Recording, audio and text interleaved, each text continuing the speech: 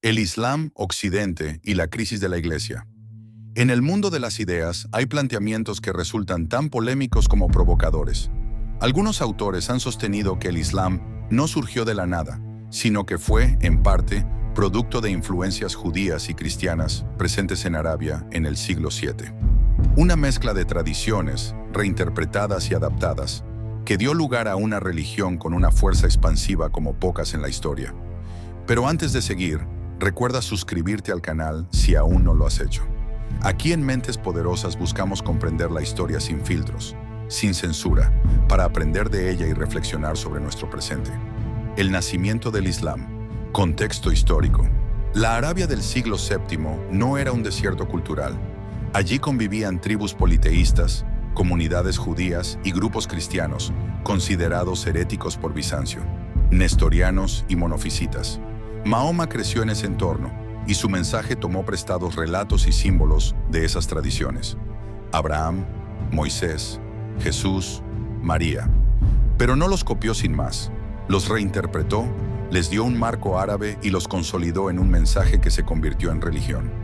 El judaísmo, más cerrado y étnico, no buscaba expandirse fuera de su pueblo.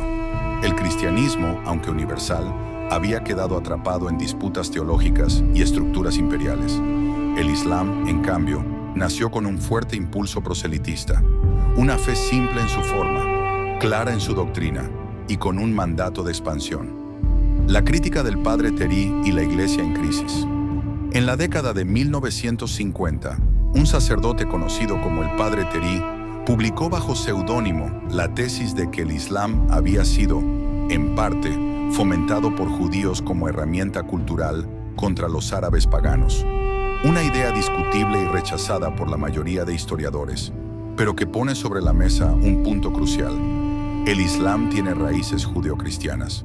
Más allá de esa polémica, el mismo autor denunciaba otra cosa, que el verdadero problema no está en el Islam, sino en Occidente. Una iglesia católica que, según él, había abdicado de sus principios, que había abrazado el liberalismo, el buenismo, la tolerancia malentendida, que había dejado de evangelizar y aceptado la idea de que todas las religiones son iguales. En otras palabras, una iglesia debilitada frente a una religión que nunca perdió su impulso de expansión. Del expansionismo con cimitarra al expansionismo demográfico. En la Edad Media, el Islam avanzó con rapidez gracias a la espada y a la guerra. Pero en el siglo XXI, su expansión no se da ya con cimitarras, sino con inmigración masiva y demografía. Donde Occidente tiene tasas de natalidad bajas y sociedades envejecidas, las comunidades musulmanas crecen con fuerza, cambiando el paisaje cultural de países como Francia, Bélgica o Alemania. Algunos analistas hablan de la conquista silenciosa, no en los campos de batalla, sino en las calles, en las escuelas, en las familias. Una transformación demográfica que va de la mano de la crisis de identidad de Occidente. Ahora bien, seamos claros, la teoría de que los judíos inventaron el Islam como herramienta política no tiene pruebas históricas sólidas. Es más una hipótesis especulativa que una realidad aceptada. Lo que sí es aceptado es que el Islam nació en un entorno de influencias judeocristianas, pero se consolidó como una religión propia, con una identidad poderosa y un mensaje que convenció a millones. El verdadero dilema, entonces, no es si el Islam fue creado o manipulado, sino qué pasó con Occidente.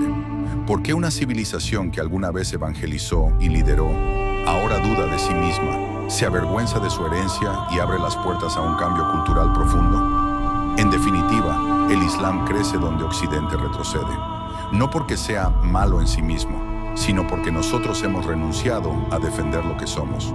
La pregunta no es qué hará el Islam, sino qué haremos nosotros. Y si este análisis te hizo pensar, recuerda dejar un like. Nos gusta, nos ayuda y nos motiva a seguir creando contenido sin censura. Y por supuesto, suscríbete para no perderte nuestros próximos videos. Aquí en Mentes Poderosas buscamos siempre entender la historia para iluminar el presente. Porque quien no conoce su pasado está condenado a repetirlo.